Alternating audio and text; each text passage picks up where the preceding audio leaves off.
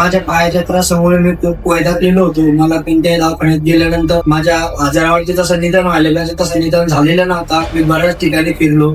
डॉक्टरांनी मला भरपूर सल्ले दिले, पण कुठे मला निदान मिळालेलं नाही. त्यानंतर मग मी छत्रपती संभाजीनगर येथे सेट नंतर अद्भुत हॉस्पिटलमध्ये गेलो. त्या ठिकाणी ऑर्थोपेडिक डॉक्टर आहे जे गजानन देशमुख सर म्हणून, त्यांनी मला माझ्या आजारावरती, माझ्या पायाच्या त्रासावरती त्यांनी एकदम बऱ्या प्रकारे निदान केलं आणि आज मी सध्या माझ्या पायावर चालतोय.